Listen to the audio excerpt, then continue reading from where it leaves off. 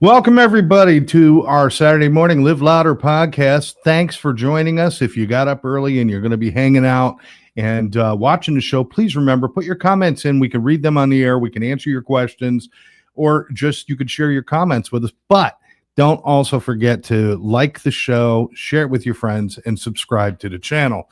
All very important. Thank you very much. I'm Scott. I'm Melodie. And we are the Live Louder crew here. Woo. And we've had a busy week, both Melodie and I, just personal business. It's been a lot. All the stuff going on, and we still were able to throw together a show. I'm going to let everybody know next week will be a rerun because I'm going to be in Jersey, and it's, still not sure if I actually show up in Jersey, if they're going to let me out.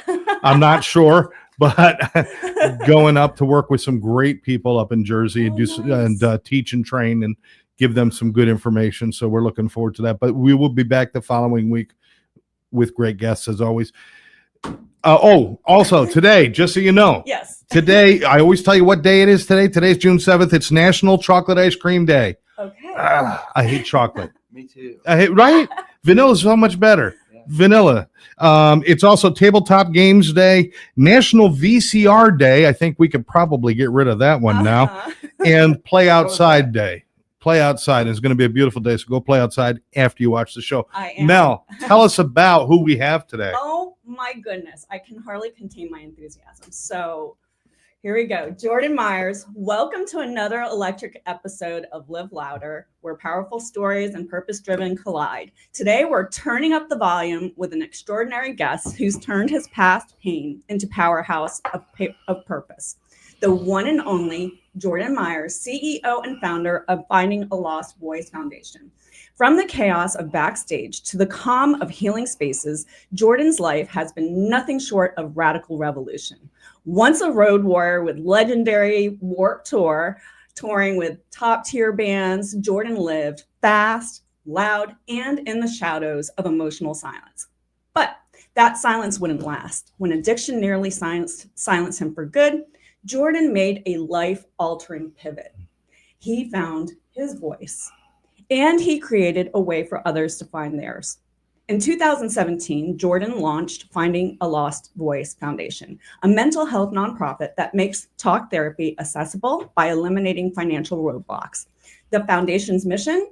To empower those struggling in silence to rise, speak, and reclaim their inner strength. Through community grants, mental health scholarships, and music-centered healing initiatives, Jordan is revolutionizing recovery culture. Off the mic and off the stage, Jordan is a devoted husband and proud father, raising a beautiful family with his wife. His journey isn't just about survival, folks. It's about building a legacy of love, resilience, and radical empathy. Oh, wow. That's quite an intro. Thank you so much. Drop the mic. I can't live up to it. Jordan, thanks for coming in today, man. Yeah, thanks for having me, Scott. This is a really cool studio. I'm looking around at all the different artwork and talk about getting right into it. We got here a little late, so you're right on time. We walked in. Scott was like, "All right, we got a minute and 30 seconds. Get on the mic." So. Any trip you plan that cuts through Miami, you're in trouble. Yeah, you're in trouble. I mean, you may as well just book an extra day. It feels like Los Angeles now. I've unfortunately experienced Los Angeles traffic too many times, and now I'm like, why does it feel like I'm in Los Angeles now in South Florida? But that was COVID. We need to fly in cars so we can fly above all of that. Yeah. So Jordan, tell us, what is Finding a Lost Voice? What is that? Sure. Man, Finding a Lost Voice for me really just started as a movement. I got sober in 2014 and, pretty shortly into my sobriety, realized like this is what I want to do is help people. And I got into the treatment industry very shortly after getting sober, but it was like at a time where it was pretty unscrupulous, and for those of you listening, if you know about the treatment industry in South Florida and the massive cleanup that we had to do and just all of the bad actors that were out there doing bad things, that was the time that I came into the industry. And after, the wool was pulled from over my eyes, if you will, and I could really see the ugliness, I'm not sure what the spark was, but there was a day that I decided I wanted to share my story front to back, from like my earliest childhood traumatic memory all the way through, pinpointing highlighted things that led me to probably, why I started using substances and self-medicating.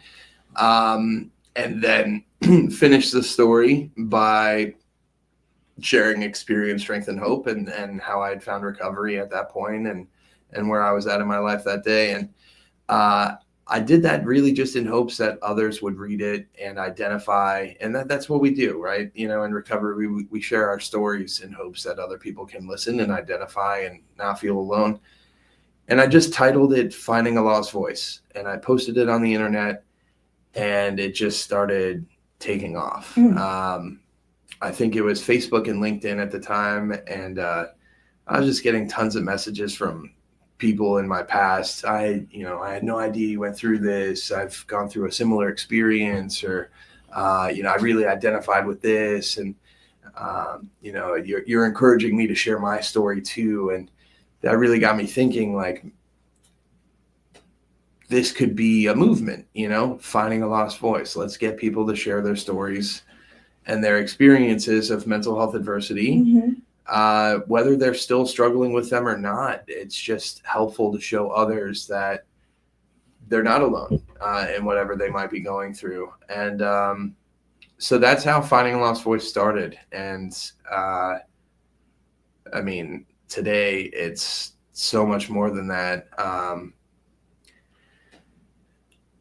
I have a very good friend who saw my vision. Her name's Dr. Rachel Needle, and she was a clinical director at a treatment program at the time, and she saw what I was doing with Finding a Lost Voice, and she said we should turn this into a foundation and help me, with the sort of paperwork that you need to become a 501c3, and help me try to hone in on a vision for what this could look like, how we can help people with this. And so Finding a Lost Voice to me is really, it still is a movement. It's a movement to get people to be able to freely talk about mental health adversity, because I still think it's so stigmatized. People are still so afraid to share about it. We'll get more into the music industry side of things in a minute, but I was just actually reading some statistics about the touring life, and the numbers are just like staggering, of like people on the road who have like thought about suicide, who experience, depression. And even seeing those numbers, they're also, not low numbers, but I'm like, I feel like this is even not true. It's got to be even higher than this, right? Right. And it's because people are still afraid to actually really share that they're experiencing whatever. That's the problem. It's all self-reporting, and so and the biggest problem, people aren't speaking up. Yeah. Right. We're seeing the same thing, and I deal with people in the first responders and suicide, mental health, trauma, PTSD. Sure. And it's all self-reporting. You know what I find? People are more, so the wording, the language, when we hear the word mental health, it's like not sexy, it's not cool. You know what I mean? Yeah. But if you talk to somebody about mindset, you're like, I'm in. Then they're all ears. They're all open. If we can change the dialogue, semantics are semantics, the wording, how we approach these things, because everything manifests in your mind. Illnesses, addictions, Absolutely. Everything. If we can get together collectively to change the messaging from mental health to mindset, it's an empowering word, right? 2 words. Sure. It's an empowering word, and people are super receptive to empowerment. That is true. Yeah. So my mission, along with your mission, so my mission is to end loneliness. Yeah. And #kindness. Yeah. Because the only way to end loneliness is with kindness. Yeah. And finding your voice. Yeah. And it is a movement, and it's up to us to keep the movement going. This is like a book. This is a show to go down in the books. I'm telling you, this is going to be huge. People, It's exciting. this is bigger than us. Our world is crying big tears since the pandemic. We're still in a collective crisis of mental health. And some of us have woken up and some of us haven't. Can I just share something? Sure. Please. I fucking miss the pandemic. Yeah? I do. Yeah? I do. What do you miss about it? Being home with the kids? A little bit of that. I feel like it really gave everybody an opportunity to press pause on their life and take a look at everything from a 30,000-foot view, because everybody lives in this constant go routine of life. And then something like the pandemic happens and we're not allowed to leave our house. We're stuck inside.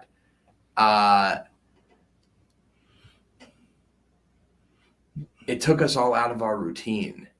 And when you do that, everybody kind of pressed pause for a second and took a look at everything in their life. And it changed a lot of people's lives in a negative way as well. Like I'm not saying everybody should miss the pandemic. Well, you're looking at it from a place of recovery. And it's kind of that chance to step back, get out of the craziness, and really focus on you a little bit. Yeah. However, if you're still stuck in the illness, whether it's mental illness, addictions, or anything else, it reinforced that isolation. Of course. Reinforced that I'm not talking to anybody. Suicides went through the roof. Yeah. Overdoses doubled in most major metropolitan areas. There was an 80% increase in Seattle alone they were in saying overdoses. The pandemic was killing more people by suicide than the actual COVID-19 itself. Exactly, because of the isolation. But it was somebody who's working on self would take that isolation as. So I totally get your point of view. But while we're sitting there saying, this is great, I get the chance to just focus on me, and I'm going to play more guitar. I'm going to cook a little more. I'm going to paint more. I'm going to do all my stuff. But the other people are like, this is just more of my loneliness, more of my alone time. Yeah. So that born my book, 311. Yeah. So the World Health Organization declared the pandemic on 311, March 11th, which is my birthday. Wow. Talk about birthing a new existential crisis. I mean, that's what this is, a collective existential crisis that we're coming out of, trying to come out of. And my life went completely sideways within 12 months. I thought that my husband would be good because his workload would be decreased. Yeah. But he's a former military guy, so he's used to operating at a very high level, alert all the time, and it flipped a switch in him. And I had to divorce him. Then subsequently I had to sell my house. He cleaned out all of our accounts and I had to sell the house. I sold all of our belongings, gave away all my stuff to my sons and my nephews because they were going off to college during COVID. Sure. And then it just got worse from there. I was laid off from my job. And then I said, I will not let my parents outlive me, but I was monk mode. Yeah. I went monk mode, went off the grid. Don't get me wrong. I had a lot of horrible experiences through the pandemic as well. I too went through a divorce. I think it was one of those things. I mean, divorce rates were, they've always been high. I could barely tolerate you 6 hours a night. Now I got you 24/7. Domestic violence right? went up, child abuse went up. Poor parents being, not having to homeschool their kid all of a sudden and they're trying to work. So for me, I had the antithesis experience. Some people formed new ideas, started new businesses, got into a relationship, had babies, I didn't. No babies for me. I want to really quick. Nellie's with us saying hi, Jordan, from Nellie's Healing Arts. And hey, Nellie. Good to see you. Sandy Mom is wishing us all a good morning. We've got Mimi wishing everybody a good morning. And Nellie says, I so agree with you, Jordan. The industry has been so bad, and I'm happy that it's starting to change. So she's commenting on what you were saying about how bad the industry has been. My business partner and best friend Karen is saying good morning. Nellie wants to connect, and Christina's with us. Thanks for joining us, Christina. She's talking about mental wealth. What a great term. I love it. Mental wealth. Oh, yeah. I haven't heard that before. You've never heard that? No. I was going to name my channel Wealth and Wisdom. HEALTH and wisdom. That's what I was going to name my channel at one point. So you're doing this thing with the Finding a Lost Voice. Yeah. Now, I've been hearing this real connection to music with you. Where does that come from? Man, all right. So This is the zest of life right yeah, here. we backtrack. I was born backstage at a Grateful Dead concert, and then from there it just went downhill. He's way younger than us, Scott. Yeah, it's true. How young do you think I am? Like 30? 30? Yeah, maybe 30. I'm not doing that game. I don't You're do not that doing that game. game? I don't do that I game. just celebrated my 34th birthday on the 2nd. What was that? Happy birthday. What day is today? Seventh. Well, Seventh. happy birthday, and I'm glad you were born. Thank you. Thank you. It's I just tell everybody I'm 80 because they think I look good for 80.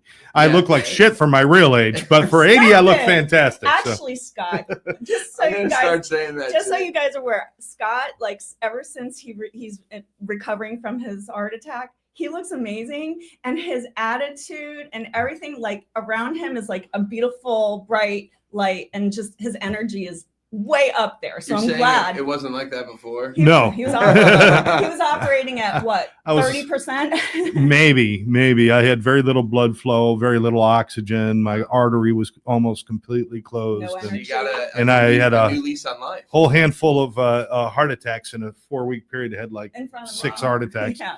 And, God put his knee to my throat and says, are you going to stand up and do something about this, or are you going to let me take you? And I said, Sure. I'm going to do something. Wow. So that's where we're at. So I'm tell glad me to about hear. the connection to Yeah. music. Seriously. Let's get there. Yeah, for sure. So And I'm going to ignore the fact you're wearing a Boston hat. Oh, come on, guys. I'm just going to ignore that, because Are you a New York guy? I'm a Philly guy. Oh, even worse. Actually, I'll accept that. We are pretty bad. Go ahead. You're great at all sports. Your fan base is pretty bad. We are. You know what? Brotherly love my ass. I grew up playing basketball. That was my thing.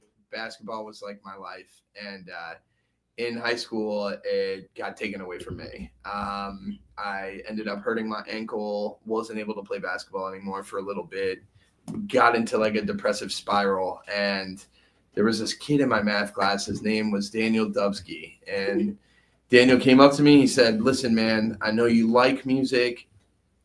We really could use somebody else for the drum line. I'd like for you to try out and come hang out with us." I had never played an instrument before in my life. I have an uncle that plays drums. That was about it. I'm like,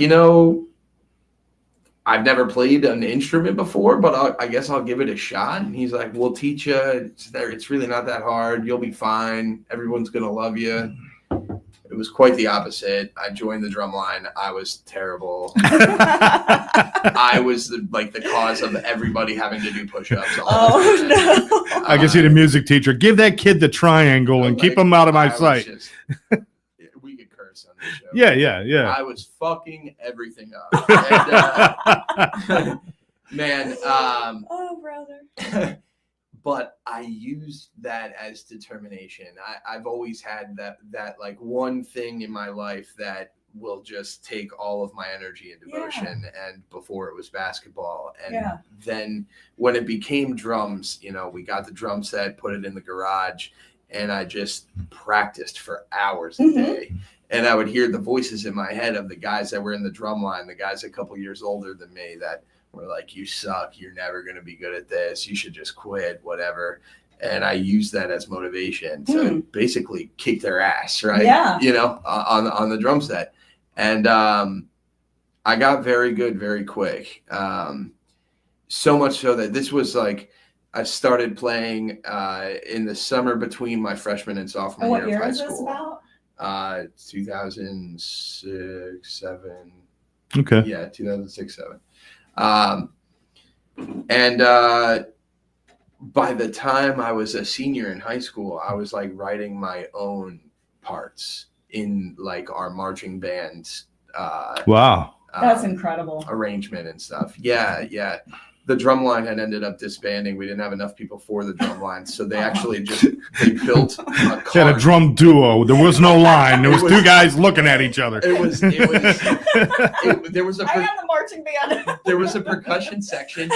My maybe junior, senior year, I can't remember which year it was. I've done too many drugs since then, but we did a Latin show.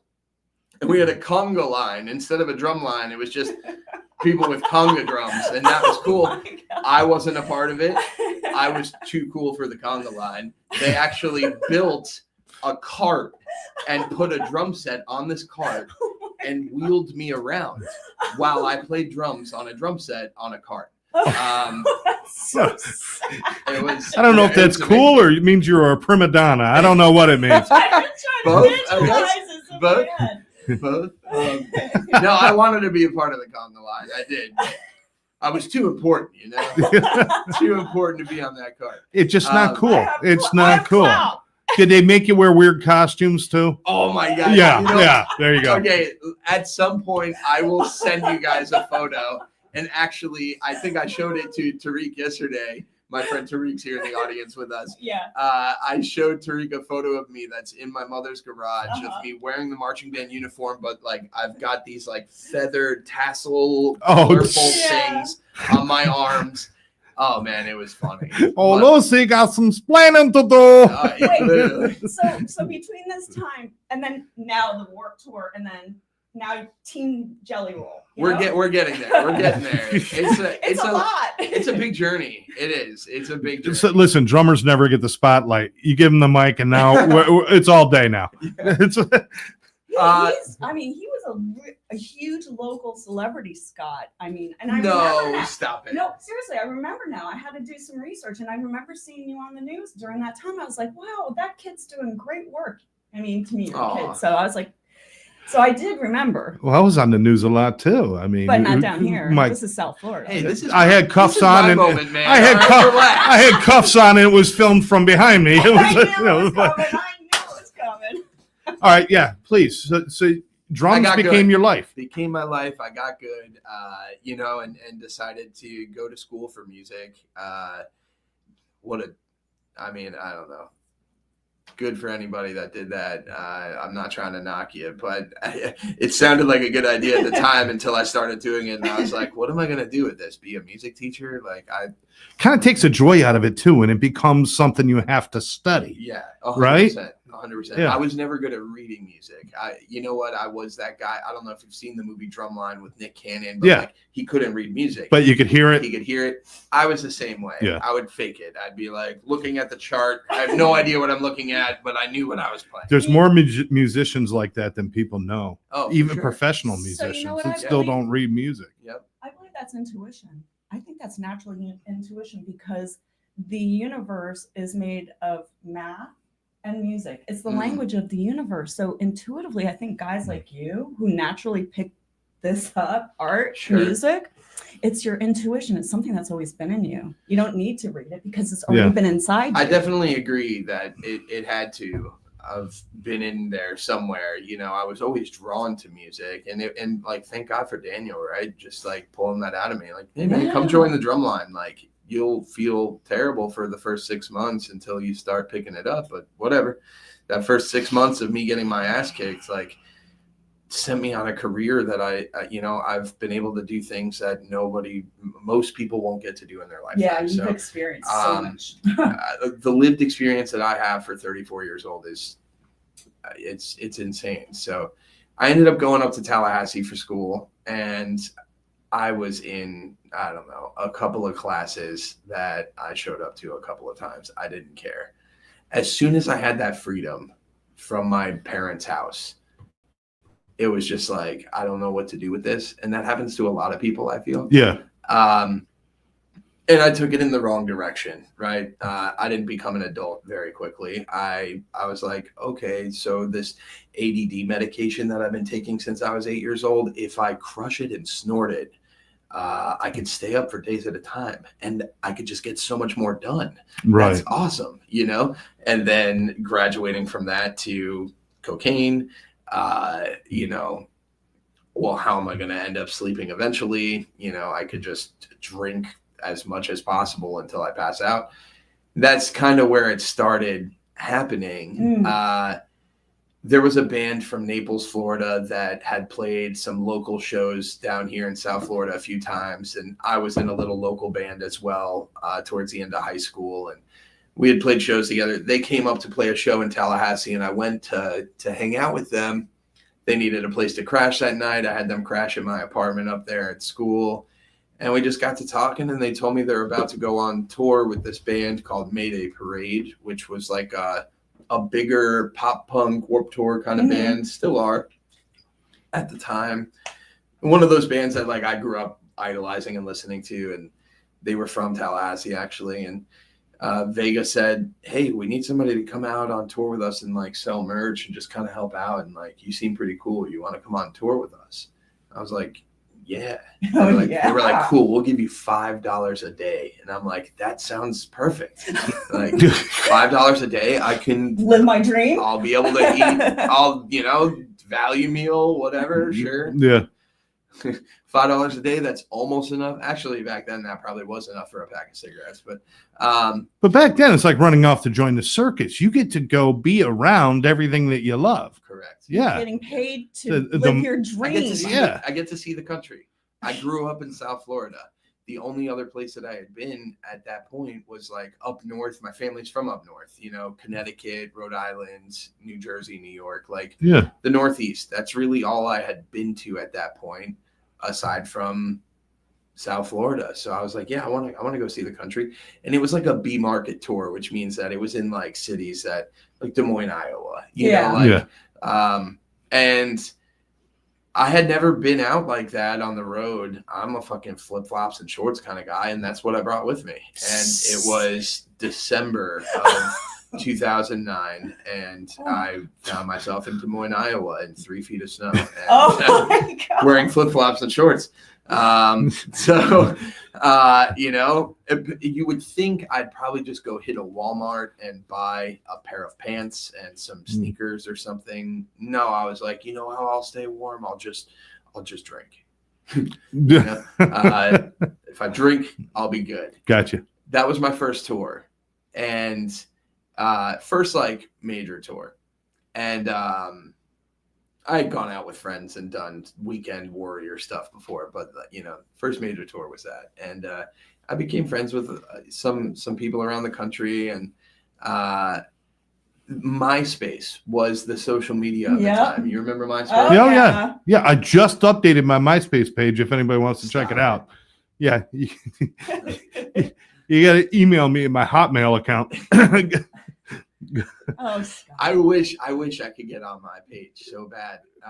And Is it the even music page too? Because I don't even think it's even there anymore. Is it? It's not. No. They had like a big data transfer thing when they sold it, and they just lost so much data. Yeah.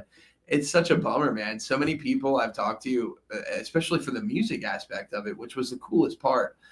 They put their music on MySpace, and it's just gone now. And that's a shame. And that was like the only place they had it, and now it's gone. Let me get some comments in real quick before we finish out the music story, because we got a lot of people joining in. Nicole Young is with us. Good morning, everyone. Nicole, thank you. Thank you so much for joining us today. Nellie's saying you don't know her as Nellie. You know her as Janelle. That's Janelle. Do you know Janelle, right? Janelle? No, you don't. Okay. She wants to connect with him on LinkedIn. Oh, okay. Judy Sweeney's with us. Good morning from Sweet Home, Alabama. Woo-hoo! Judy, we miss you down here in Florida, but I hope you're kicking ass up there in Alabama. I know you are. My friend Bill McClenton is with us. He was my childhood friend. Known this guy a long, long time ago. He says, how are you feeling? Bill, thanks for asking. I'm recovering and doing very, very well. Let's see. Judy says, go Knowles. That's right. Okay. Go Knowles, baby. We were talking about Tallahassee. Yeah. Go Knowles. So music brought you so far in your life, but it also kind of gave you a kind of free reign to feed your addictions too, right? I will. I'll wrap up all the. Yeah. Too much. Yeah. Too much to share. Yeah. This is why I got write the book. You got to write the book. The reason I brought up MySpace was because at the time, all the bands that had MySpace pages, they had their managers' emails listed on their MySpace page. So it was just a genius way to be able to get in touch with them. Yeah. And so I just started email blasting every single manager of every band that was like on the Warped Tour, right? Like all these bands I grew up wanting to, be on tour And with. so can you tell us who some of those bands were that were on the Warped Tour? Remind me, I don't Yeah, remember. so around this time, it was like Alkaline Trio, the early November, this band called Pierce the Veil. I don't know who else was out in 2010. 4 Year Strong, Set Your Goals, a lot of like pop punk bands. Yeah. Too many bands. There was a lot. Too many bands. 2010 was like a great year. Like that summer coming up for Warped Tour, it just was a great lineup, and I was like, I want to be on that tour. The first show I ever went to without my parents was Warped Tour 2003. I went with my sister. I have never missed a Warped Tour since then. I went from 2003, and then I was on in 2010, and I got on by just emailing all these managers. I'll do whatever. I'll fucking take photos. I'm not a photographer. I'll buy a camera, whatever. I'll sell merch. I'll be a roadie. Whatever you guys want me to do. Yeah. I want to be on this tour, please. And I got emailed back by a bunch of people. And some of the bands that again, I grew up idolizing, and I was just like, cool. Like, I don't care if I even get paid. I just want to be out on this tour. The experience. Yeah, the life experience. And I went out to California, and I'm only sharing this part of it, and then I'll fast forward through the rest of the touring. But this tour, the Warped Tour especially, and I was at like a big production tour last night, and I was thinking about this and talking to some of the guys at that tour as well. But every single day on the Warped Tour, it's like 2.5 months long. It hits almost every major city in the United States. And it's just like I think there's like 5 days off in the total fucking summer. And it's every day, you're up at like 6, 7 in the morning setting up. It's like 6 or 7 stages, or maybe 5, I don't know, somewhere around there, like over 100 bands, so many vendors. And this production happens every single day in a new city. And it's like, you wake up that early, you set everything up, you get everything set for the day. You go to production, you find out what time your band is playing that day. And while you're at production, they hand you 2 cases of beer and 1 case of water.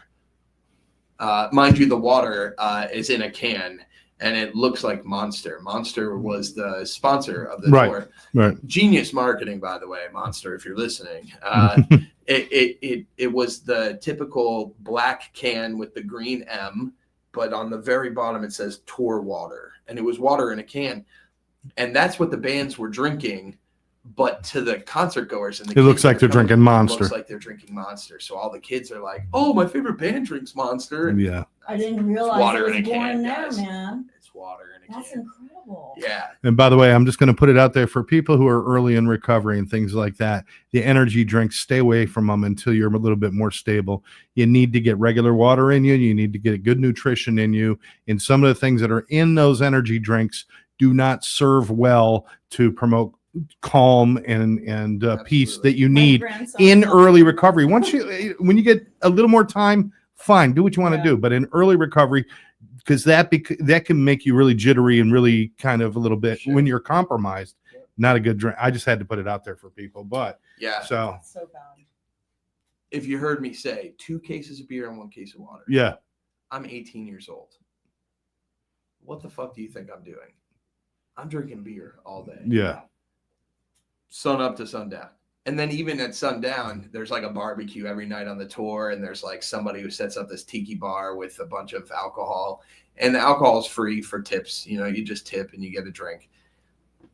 So now I'm abusing Adderall, I'm taking cocaine, I'm drinking all day, and it's just like a regiment, right? Like it's like you're timing it out of when you need to do this and that or whatever. And at some point on this tour, I had psychosis. I had gone like 4 days in a row without sleeping, and started hearing voices. at this point, I'm asking anybody to help me try to sleep. I don't know what to do to get to sleep. And somebody introduced me to opiates. They said, if you take a little bit of it, it will actually just give you more energy. But if you take a lot of it, you're going to knock the fuck out, drooling. And I was like, that sounds cool. Give me a lot of it. And at this point, I'm just spending all of the money that I'm making on this tour, which wasn't very much, mind you, on drugs. So like, I just have no money I would eat the catering at the shows and stuff. That was the only food I had, but like not saving any dollars or anything like that. The reason being is I grew up, like I said, idolizing all of these guys that are on this tour. I'm watching my heroes turn human in front of me, and I just so badly want to fit in with them. And these are guys, they're road warriors. They've been touring for a long time. They can party and handle it. I'm trying to catch up, right? From years of experience to where they're at. And it caught up to me way too fast. Wow. And then, you know, when people ask me, well, what was your drug of choice? I'm like, I was a fucking garbage pail. Whatever you got, you know?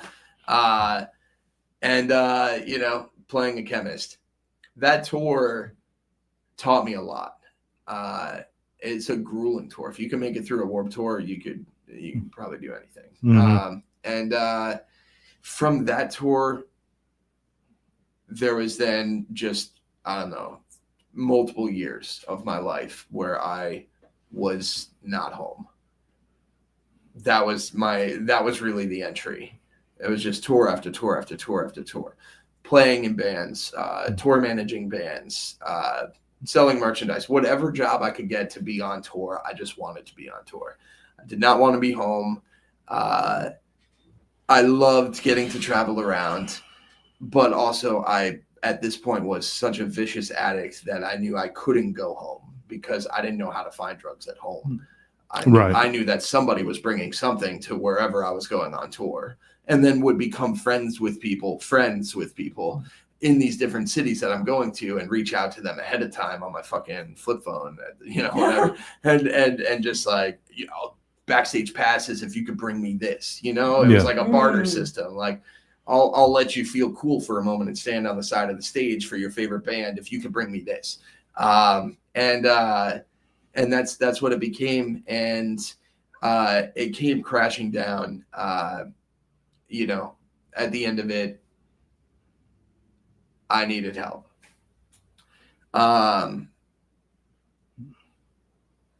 At this part of my story, I don't talk a lot about it. You know, but I'll mention that I felt completely worthless. We were talking about this as soon as we got on the show, like the percentages, like, and I said, I feel like they're staggeringly higher, and people are just afraid to talk about it for touring members, right? People on that tour. But especially as like a crew member or like a roadie, or, you know, playing is awesome because you get like the fan energy and notoriety for doing what you're doing. But when you're a crew guy, nobody knows you exist. They don't know that you're the reason this show is happening. And the only people that do know you exist are like the people you're on tour with. And they're also all miserable as well. Right. It's like, you know, it's a very tough life. You leave behind everybody at home. All your friends, you don't have time to talk to them. Like that tour I was talking about, the Warped Tour, it's like from 6 o'clock in the morning to 12 o'clock in the morning, you're just working all day. And then in any time that you might have to like try to make a phone call or something, you're on a bus full of other people. You don't want to be having conversations with your mom or your family or your friends while other people are just sitting around. So you just don't talk to them. You might text a little bit, but that's not personal enough. You just lose relationships. You lose relationships with like everybody back home. Which mental health and addiction, that's a perfect breeding ground. Correct. Is to have no real connection. Yes. And that's what happens. We were talking about it with COVID too, but we only have 20 minutes left, so I want to make sure that we're getting there. Get to what you're doing now. One of the things I noticed, because I worked in TV and radio, is that the industry has changed a lot. Whereas it used to be like every member of the band was stoned out of his gourd. Sure. We're seeing more and more about people coming forward in recovery, people talking about things. Are you seeing that in music? 100%. I'm seeing it not just in music, but like everywhere. Right. People are starting to recover out loud, and it's the coolest fucking thing. Because I've been doing that since the moment I found recovery. I was like, this is it, you know? Right. And like, it's been awesome to watch because it's bands are writing songs about it, talking about it on stage, all of that. Green but like, Day. You're seeing movies. You're seeing movies that are about like addiction and recovery and things like that. Now TV shows that like paint the picture of addiction and recovery. My brother, you can't even get the leading role in a film without going through 3 rehabs first. I mean, that's part of what you have to do. Yeah. It's what everybody's doing these days, and that really lends itself to your nonprofit too. Yeah. And so I had a failed suicide attempt. Thank God I'm here. And after that, it was, for me, it was just like, all right, I'm here for a reason. Let's find that purpose. Let's figure it out. I had a bunch of friends that were in this like punk band that played at this crusty little music venue I ran up in Boynton Beach, Florida. And they were all sober guys, and they're pulling up to the music venue in these nice cars, wearing nice watches, and like they're playing heavy punk music. And I'm just, what do you guys do? You know, they're like, well, we got sober and we help people fix their computers, tech support, whatever. Yeah. All the scam artists, right? All the guys that were running like the scam operation, phone rooms, and or patient brokers and whatever. All these guys, you know. In my eyes, I'm like, this guy's sober and he looks happy and he's got money and he's got the things I want, right? I don't know how he got it. I don't understand it, but I want to be a part of it. Cool. And the one thing I picked up on really quickly was like, I'm not going to hang out with the other guys that have no time, because if I'm hanging out with all the other guys that have no time, I'm not really learning that much, you know, like the saying goes, like, show me who you hang out with and I'll tell you who you are. You know what I mean? Right, so like, I immersed myself into the program with the guys that had multiple years that people were looking up to, that, you know, they had 10, 15 sponsees and they were doing the thing, right? Because, and when I say I forced my way in, I would call these guys and ask them what they were doing, and they would tell me, and I'd say, I'll see you there. And they're like, I didn't invite you. And I'm like, I don't care. I'm showing up. Yeah. I really did. Some of them would remind me of that, you know, years later, like, dude, you just showed up, you know? I had a good friend. I'll leave his name out of it. He was on house arrest. I knew where he was every day. You know what I mean? So I would call him and I'd be like, hey, what are you doing? He's like, you know what I'm doing. And I'm like, I know, I'm coming over. So he had, I don't know, 4 or 5 years at the time. And that's what I did. I immersed myself in the program. And then I wanted to work in the program, or in the industry. And I started working in the treatment industry at a very unscrupulous time where there was a lot of bad things going on. There was a lot of bad actors, and it was unbeknownst to me. And I'll share this one story about it because it's very prevalent to Finding a Lost Voice. I was doing intake at a treatment center that I'll leave the name out of it, but it was one of the bad ones. And we had this girl come. We were an outpatient treatment center. We had this girl come in, and she was high. And I'm like, okay, well, we're not for you. You know, you need to go to a higher level of care. But I finished the intake to the best of my ability because this girl's nodding out in the chair next to me. I go to the clinical director and I say, hey, we can't admit this girl. She's got to go to a higher level of care. Like, she can barely talk to me right now. Yeah. Right? That clinical director looked me straight in the eyes and she said, how about you stay in your lane and do your job and I'll do mine? And I just said, okay, I don't have any skin in this game now. We admitted that girl. She AMA'd that night and overdosed and died. Yeah. And when I came to work the next day and I found that out, that was finally it for me. That was like really when the wool was pulled from over my eyes, and it set forth an anger and fire within me that I still have today. I'm still angry.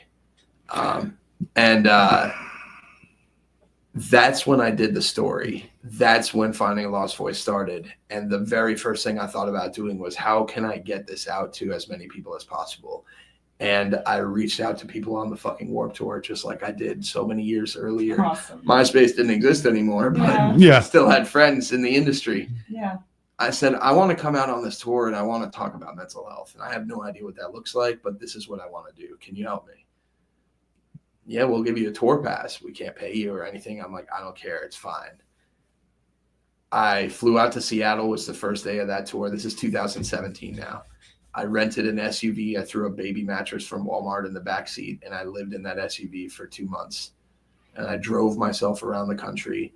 And I had a couple friends that were playing on that tour that summer, some on the main stage, some on the small stage, that were gracious enough to allow me to come on stage 5 to 10 minutes before they would play and share my story, a little bit of my story. Yeah. I'm Jordan Meyers, and, I've been sober since May 16, 2014. Wow. Crowd goes wild, right? And then I get serious and I talk about it. I say, if you're struggling with any kind of mental health adversity, right, I don't care what it is, talk about it. And if you are embarrassed or scared, we can talk privately. I'm going to be over here. Mm-hmm. If you don't want to talk about it now, you can pick up one of my cards. We can talk about it later. But I'm here to help, right? And then I'm like, okay, well, how the fuck am I going to help these people all around the country? Yeah. Right? I live in South Florida, and I don't want to send anybody there right now because it's the Wild West. So after a couple of days of doing this on that tour, I was like, all right, first half of the day, getting out on stage, talking to people, doing my thing. Second half of the day, Googling any kind of mental health, behavioral health resource within a 30 to 40 mile radius of this music venue. Yeah. And I'm going and meeting with universities with psychology programs that have sliding pay scale, with their master's level students. I'm going and meeting with psych hospitals, treatment centers that were privately funded or state funded, whatever, you name it. I'm building a Rolodex.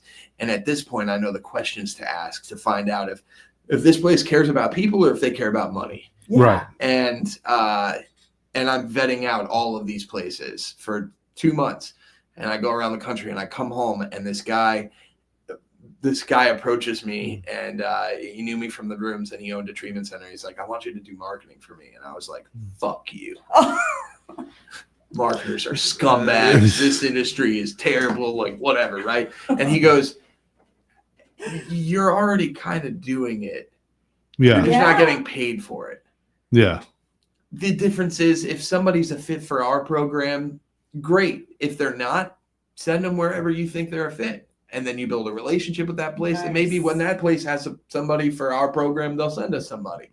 That's what real business development and marketing is. Yes. On a B2B level or whatever, right? Yeah. Mm-hmm. I'm like, okay, you got my interest.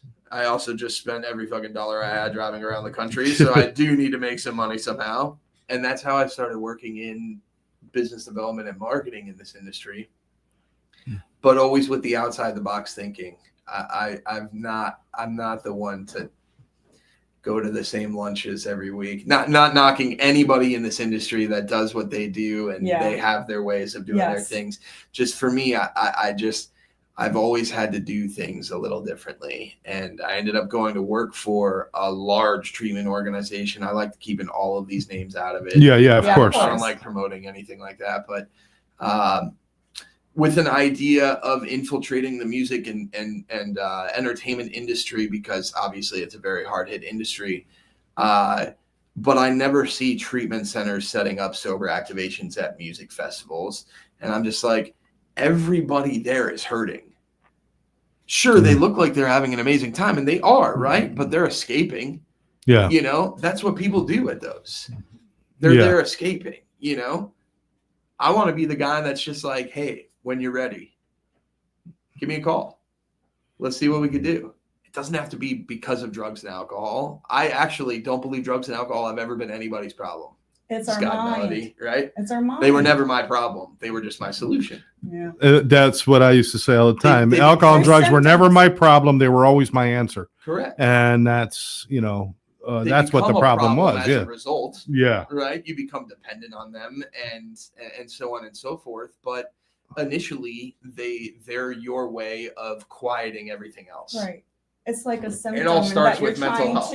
to self-medicate. Correct. Right? You get those symptoms and you're trying to self-medicate and it gets worse and worse and worse. And Yep. escalates. So, I mean, I believe in harm reduction and, and talking about the problem, or talking about, the solution, the solution is working on your mental health. You know what Absolutely. I mean? I've never met an addict that didn't suffer from some kind of mental health disorder. I don't know anybody that's sticking a needle in their arm recreationally on the weekends. I have not met many human beings who don't have some sort of mental health issue. That's also true. And it's situational or clinical. Thank you. Yeah, absolutely. Absolutely. Whether they're dealing with depressive ideas or they're dealing with low self-esteem or negative self-talk, there's always something going on. And good mental health should not be something we hide from. It should not be something we're afraid to talk about. I'd love to see true mental health trainings in high schools and in junior high for students. I mean, it's great that I can go learn another language and learn trigonometry, which nobody ever uses, kids. I'm telling you right now. But I lied to my kids. No, you're never going to use this stuff. But what they could use is understanding the difference between being a little sad and being clinically depressed. Sure. And understanding those things. We need to open up as a society and talk more about this stuff. There's a difference between my dog died and I am sad and depressed about it than I can't get out of bed and I have no fucking idea why. That's exactly. And that's the stuff. And that's why we need to talk about this stuff openly. Yeah. And I'm glad you're out there with this mission. This is so important. This is really. I love that you brought up the schools because finding a lost voice. Initially, we were trying to figure out what the mission is going to be. Yeah. What are we going to do with? Yeah, this, of course. Because it can't just be a movement. Like you can't just. I mean, you can have a nonprofit that is just getting people to share their story, sure. But like, why are you a nonprofit? What are you doing? Yeah. What's your point? Yeah. We had talked about building this school program and the grassroots. Name, the name was Party Ed, right? And it was like, okay, a spinoff of Dare, right? Dare tried, but you can't go into a room full of like angsty teenagers whose hormones are all over the place and tell them not to do something, because then that's all they're going to want to do. You can't go in and say, stay off drugs, don't do drugs, right? You got to go in and say, hey, listen, I know you're going to do them. I'm not mad at you. Try it out, experiment, but I'm going to teach you the science and psychology behind what could happen if you do. Yeah. And changing that language is so important, Correct. It's like, instead of people walking around saying I can't drink and I can't use, stop saying that. Because Yeah. every time you say I can't do something, you want to do it. Even if you don't want to do it, you want to. Sure. Somebody says don't touch the plate, it's hot. What's the first thing you do? You touch the frickin' plate. To see how hot You touch is. it. Yeah. But if we were to change the language, say I choose not to. I choose not to drink. I choose not to It's use. so empowering. I choose to get better and feel better. I choose this relationship I'm in. I'm not codependent in this relationship, Sure. right? And it's so important to remind everybody. So June is Men's Mental Health Awareness Month. Yeah. But every day, Scott and I talk about this, every day should be Mental Health Awareness Day, Yes. right? For all of us. Yeah. Absolutely. May is Mental Health Awareness Month. I think, Right. yes. And then June is Men's Mental Health Awareness. Yeah. And the dialogue and people ask Men need their own month because we're too damn stubborn. That's the truth. raising two boys and two nephews with my sister, the way that the conversations had to be was so different than you would with a girl, because we never shut. We tell each other everything. Sure. But with them, to get them to open up, I had to, have them sitting in the car behind me and open up the dialogue that way. Yeah. And then with a spouse, it was like, we're both looking forward, talking side by side, going for a walk. And that they would open up in that way. Yeah. Instead of directly sitting across from somebody. Sure. I find that you were just talking about like girls chattering with each other. I'm obviously not a female, but I feel like women are so mean to each other. We're so catty. It's horrible. Like, but think about where that comes from. If I'm full of positive energy, yeah, negativity cannot be created within positive energy. sure. So if I'm spewing negatives towards people, it's coming from something negative inside of me. Yeah. So when I see people tearing each other down or doing other things, I don't think about who they're talking to. I'm thinking about where they're talking from Yes. and what is going on in you. Why is it so important that you tear this person down? And this is the mental health awareness that we see. Yeah. You know, when you get these people that are, we've all met them, and you know, the people who live a balanced life. Balance is something I see in a blur as I run between extremes, people. I just want to tell you. But the balanced life people, they don't get upset with others. They don't put others down. They don't judge other people because there's no place for that to come from within a positive and it doesn't person. make you feel better, and It doesn't do anything for you. It doesn't serve you. That energy doesn't do anything. You spreading your kindness. How has that changed you? And tell us about the hashtag team 5K that you ran. Oh my God, yeah. Please. How much time do we have now? We got about 4 minutes left. 4 But you minutes. got to talk All about right, it. we got to speed it through. Finding a Lost Voice evolved into, we now pay for individual talk therapy sessions for people who can't afford it or don't have health insurance. And it started because of COVID. COVID shut people down. It really started with the music industry, because that industry, every industry got hit hard, but that industry was like, the touring industry was completely stopped. Are you utilizing telehealth for that?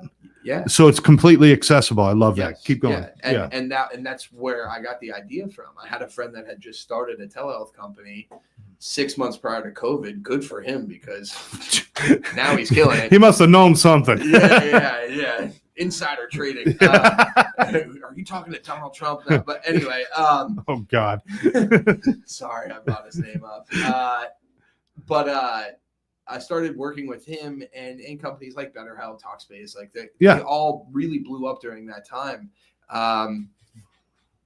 Anyway, I just saw a need to like help these people, and that was the best way that I could do it. I was like, you clearly need somebody to talk to. And while I definitely want to be that person for you, like I don't have enough hours in the day and I'm also not a licensed therapist, you know, like we could have a friendly conversation, but if you need some help and you can't afford it, I want to help you. And that's what we started doing. Started raising money, and that's what we still do to today. So Finding a Lost Voice has done some really amazing work, man. We like the stories that come in of people, you know, on our website. You go on our website and you can submit a form if you want some help. And reading some of these stories are just gut-wrenching, and being able to help those people go and talk to somebody has been so amazing. And running a foundation is very difficult. And really raising money is so difficult. And I have such a vast network. I like pride myself on my network. I talk about it all the time. I love networking. I've gotten to travel around the world and meet so many different people. And you know, I'm a social butterfly. And you know, you call your network of people that you know definitely have the money to be able to donate, right? And it's a tax write-off for them. And like the thing that upsets me is like talking to these people that like, whatever, it's their money, they can do with it what they want, but they're like flying on private jets to go like wherever they want to and spending $45,000 a weekend on clothes that they're never going to wear. And you're just like, hey, can you please give us a little donation to help us like pay for people's therapy that could really change their lives or be the one thing that stops them from killing themselves? And they're like, yeah, I'm kind of tapped out on donating this year. I already made my contributions, but you know, I'll introduce you to some people, and then they never do. And then they, you know, it's actually the people that don't really have the money to donate that do.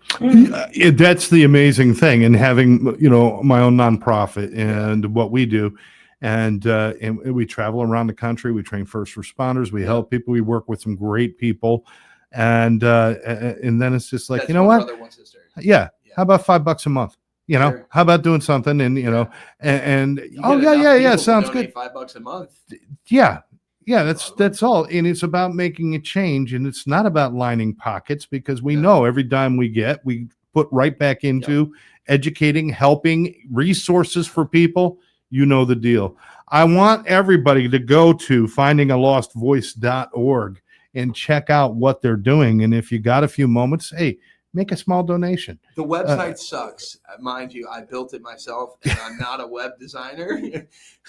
But I didn't want to spend our money and financial resources on building a website. I understand. Is same thing on this end. Yep. It's like onebrotheronesister.com. If you want to donate to help first responders, please do that. But yeah, we put these things together because we're mission driven. Yep. You know, and that's why Melody and I got along so well. It's because we're both mission driven to helping people, and you know, even podcasts like this, trying to get a message out there. And people like you really just get us excited. Yeah. They get us so excited. We're going to run a minute over. I don't care if we're going to run over on this show. Yeah, please go ahead. Because you keep bringing it up and you're so excited about it. And I am too. I have to tell you why I get so excited about this, because in order for our missions to succeed, we need to elevate on a huge global level. Yes. Yeah. And there are certain people that have a higher reach. We just got to tap into the right people to get it going, right? So you've brought his name up, Jelly Roll. Jelly Roll is a global superstar now. I love him. Just kind of out of nowhere, but this guy has been doing it for so long, and it's one of those stories where you're just like, I'm sure he had wanted to give up so many times in his life with the music and his career and everything, and then like it just finally fucking happened, and now he is massive. And like, you know, the saying, like, the right person became famous, right? And this guy is such a kind-hearted soul. He is out there advocating so much in Congress and stuff. He's literally standing in front of Congress and lawmakers talking about the fentanyl epidemic, and like, this guy really cares about people. And when I saw that, you know, so I'm a big white guy with tattoos and a beard. I still play music, and I actually play drums for a rapper named Riff Raff, right? And whenever Riff posts a music video with me in it, there's going to be a dozen comments that say, "Is that Jelly Roll behind the drums?" You know, like, just because I'm a big white guy with tattoos and a beard, right? No, I'm his brother Bear Claw. Yeah. Oh my. I'm Cinnamon Bun. Yeah. That's even better. Anyway, that's even better. You know, so I knew who this guy was, right? And I had listened to his music, and because of those comments and people tagging him, we would have banter back and forth a little bit sometimes on social media, but it was like years later, this guy's starting to have massive success, and he's really using his voice for like in a powerful way to talk about the beaten and the broken, the people that need help. And I'm a big believer in manifestation and you know, really just like quantum physics. Yeah. And I write things down. I wrote in a notebook that I have, I will meet Jelly Roll and we will impact the world together. And this was over 2 years ago. And manifestation for me is not just, some people believe manifestation is like, I said that out loud, and because I'm saying it, I'm speaking it into existence. Yeah. No, manifestation is like, you tell yourself every single fucking day that you have the thing that you want, even if you don't at that moment, right? I have that already. And the more I tell myself that I already have that thing, the faster time will catch up, because it's on your mind and you're connecting the dots to get there faster. Yes. And so manifesting this with Jelly Roll, I'm a big guy. I ran my first 5K. There was an awesome company that wanted to donate to my foundation, and we put this whole thing together for the Fort Lauderdale A1A Publix Marathon or whatever. I ran the 5K portion of it. I was like, I'm not running a marathon, but I'll do the 5K. Yeah. You know, and after completing that, I felt amazing. And I was like looking for the next one. And lo and behold, Jelly Roll posts this video about how he just did his first 5K. And he's on his weight loss and health journey. Yeah. And he wants to help other people. Of course he does. He's like the most amazing person in the world. He starts this Facebook group called Jelly Roll's Losers Run Club. I joined. and it's just a community of people that are Jelly Roll fans, but also people that have been beaten and broken and you know, are maybe overweight or have health issues. And they're like, Jelly Roll's doing it. I'm with him. Let's do this. And Jelly Roll had his personal trainers and like, you know, world-renowned runners and people in this group assisting people, encouraging people, challenging people, and helping people in this group, right? I joined the group too, and he announces that he's teaming up with two of my favorite comedians, Tom Segura and Bert Kreischer, to do this 2 Bears 5K, but now they're calling it the 3 Bears 5K because Jelly Roll's a part of it this time. He had done the first one they did in LA. This time it's going to be in Tampa, Florida. And I see it like 2 days after I just finished my first 5K. And I'm like, that's it. That's the next one. I'm doing that. I'm signing up. That's the next fundraiser for Finding a Lost Voice. I'm going to be a vendor there. And again, just like the MySpace days, researching, finding the email address where I've scoured the 2 Bears website. I find somebody that works for Spartan Race Company on a whim, email them. I want to be a part of this race. This is my foundation. This is what we do. I want to be a vendor. Can you help me? A week later, I get an email response back from somebody else from that company, and they just said, we heard you want to be a vendor. We looked into your company. We would love for you to be a part of it, and we'll even give you a little discount because you're a foundation. I'm like, cool. Thank you so much. Now I know I get to set the tent up. I'm that much closer to being there in front of Jelly Roll. The first race that we did, we got a bunch of sponsors. We made a bunch of T-shirts, and all of the guys from the company that, put the whole thing on for the first race in Fort Lauderdale, they wore the T-shirts for the race. For this race, I did the same sort of thing with sponsors and stuff, but I'm like, I'm the only one going. Who the fuck is going to wear these T-shirts? I went in the Facebook group, and I kept seeing people posting, I would love to attend so badly, but I can't afford the fees to be in the race. Over and over again, so many people posting this. So I made a comment. I said, if you live locally and you can actually make it to the race and you can't afford the fees, reach out to me. And I paid for almost 20 people. And I'm like, these are the people that are going to wear the shirts. They're going to be a part of my team. We got this, brilliant. Clearly if these people can't afford those fees, they're going through some shit. Yeah. And they probably are beaten and broken just like me, and I want to help. I want to help them. And there was like a meetup the day before the race in Tampa for the Losers Run Club, and this guy Matthew, who's Jelly Roll's trainer and has helped him lose so much weight and get to this really healthy spot in his life. I think he's down like over 150 pounds now. He looks amazing. Matthew has kind of been running the group, and he's the one who led the meetup the day before, and he gets there and he's meeting some of the people that I paid for, and they're talking about me. So it's already the seed's getting planted with Matthew. He's heard that there's this guy in the group that paid for people to be there. The next day, I have my vendor booth set up, and we're right next to this like nutrition company, First Form. Andy Frisella, awesome guy. Matthew walks over to meet with the guys at First Form. They're giving him a big box to take over to the bus for Jelly Roll and the team. And I go and I meet Matthew, and I talk to him. And the guy that's running First Form also was talking to him about me. He was like, I just met this guy too. He does amazing things. Like, you guys really should connect. And he's like, you're the guy that paid for all the people. And I'm like, yeah, that's me. And he's like, I met some of the people. Like, that's such an amazing thing to do. Are you coming to the show later tonight? I said, probably not. I got a 4-hour drive home. He said, well, if you change your mind, there's going to be a ticket for you plus one at will call. And I was just like, thank you so much. We exchanged contact info. That was it. The race time came. It's 2:00. I get up to the starting line. I broke my booth down. And, out comes Tom, Bert, Jason Kelsey was there, Philadelphia sports fan. Watch how you say it. Yeah. Watch how you say it. It was cool to meet him. Everyone's coming up. We're about to start this race. As soon as Jelly Roll got there, I'm just like waiting for my moment. I'm like, I was like, if I get 5 minutes with him, he'll be my best friend, but I need at least 60 seconds just so I could be on his radar. There's no getting anywhere close to this guy when he first got there. Of course, yeah. We start the race.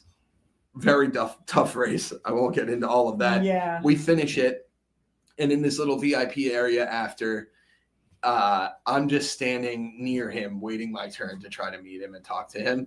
And it's so funny because I'm in so many people's pictures that were taking pictures with him, and I'm just like standing in the background waiting my turn to talk to Jelly Roll. Yeah.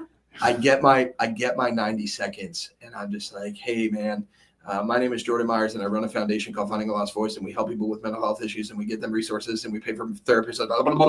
I just like spit everything Word out vomit as fast as possible. And then at the end, I'm just like, by the way, I play drums for Riff Raff, and I don't know if you've ever seen any of the comments. And he goes, "You're the reason I get tagged in those Riff Raff music videos." And I'm like, yeah, that's me, man. Icebreaker, shake each other's hands, give a hug, take a couple pictures, and that was it. And I'm like, cool, I planted the seed. We'll see what happens. Yeah. An hour later, I'm sitting in my car soaking up the AC, and I'm dreading having to go in and pick up my shit. And I'm by myself, and Matthew, the trainer, calls me, and he goes, "Hey, man, what you doing? How you feeling?" I said, "I'm sitting in my car soaking up the AC, trying to find the courage to get up and go pack up my stuff." And he said, "Well, maybe I can offer you some support in the form of wings to help you float over there, because I just finished talking to Jelly Roll, and he loved everything that you had to say and how you helped our people, but what you're doing for the community.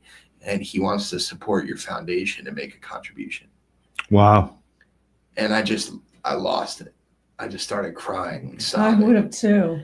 And I'm like, and all I could keep saying over and over again is, I manifested this. Yes. I manifested this.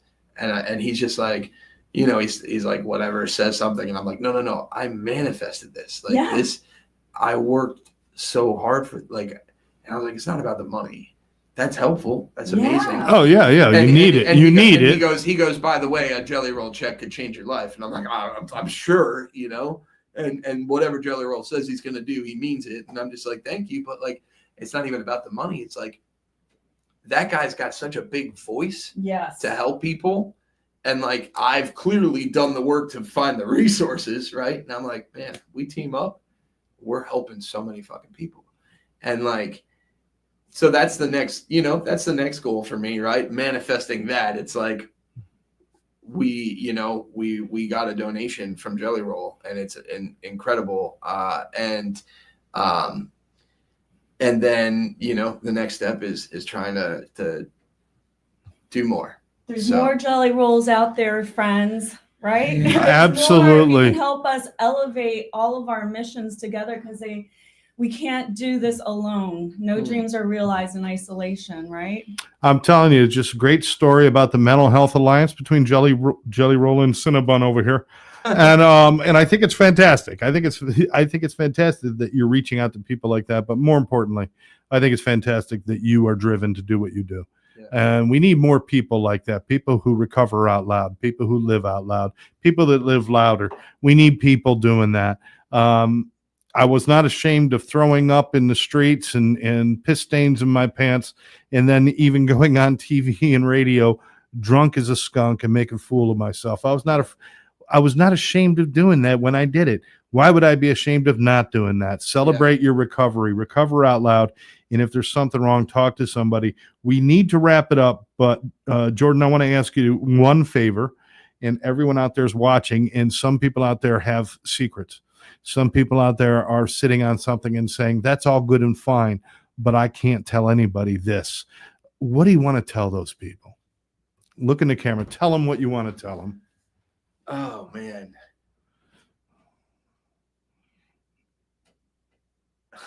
It's deep. It is deep, and it's thought provoking, and I want to be serious about what I say to you. I don't think there's anybody in the world that has such a unique circumstance that somebody else hasn't gone through it before. And as much as you feel like you are alone in what you're dealing with right now, I can promise you that there is somebody out there that has gone through exactly what you have and knows how it feels. So you are never alone, and you don't have to be alone.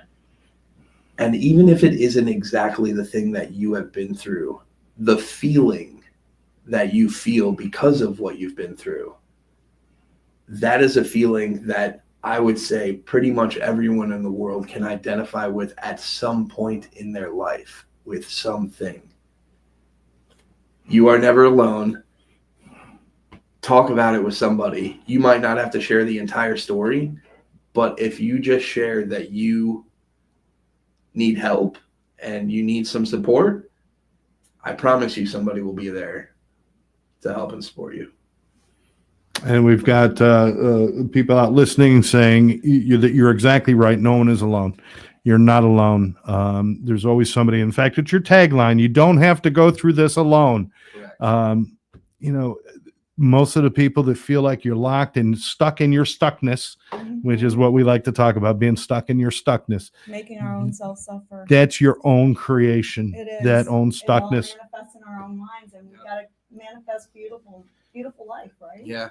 And you did it, and I've done it, and we're doing it right now. Like, this to me is a dream. Yeah. This is like my That's dream. awesome. I manifested this. I mean, like, I love meeting new people, learning about their journey, and just being a human being and trying to be kind. And I think that having these conversations are just going to really help elevate all of our missions. It makes me so happy inside.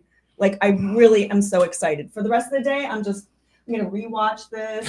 Scott knows how I am. I rewatch. I can't wait to watch it too, but I hate hearing my voice. Well, you know what? You get used to that. 20 years in television and radio, you know, it's like I'd watch myself back on TV commercial different. And I would tear myself up. But to me, it sounds weird because you got to hear it inside here with all the other voices at the same time. It's a lot of fun up there. And I just wanted to thank our audience members. Yes, please. Coming. Yes. Thank you so much. Yes, thanks for being in the studio, and thank all of you out there for taking a little bit of your time, whether you're watching the recording or you've watched live. Remember, put your comments in there. We go back and we read those. Very important to us.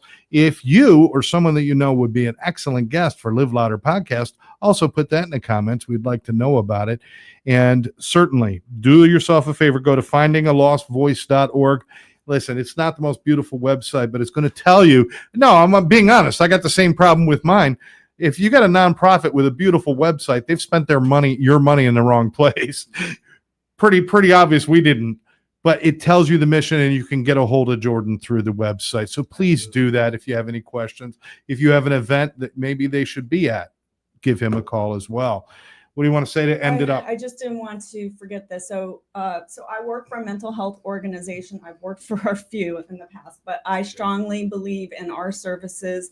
It's Florida healthcare system. You can meet them virtually, in person. We have multiple locations, quick turnaround times. It's not like some of the organizations where you got to wait 3 weeks. When it comes to mental health, you cannot wait. So I'm proud that we're able to see our patients, even virtually, taking out that barrier of transportation, psychiatric medication management, all of it. You have got to take care of yourself, and you've got to want to find purpose and meaning in your life, and you got to be kind to your mind. Absolutely. For our guest, Jordan Meyer, and of course, for Melody, I'm Scott. We want to thank you guys for joining us today. Remember, every day, do 2 nice things for yourself, 1 nice thing for somebody else, and you'll never have a bad day. Everyone take care out there. We'll catch you next time right here on Live Louder Podcast.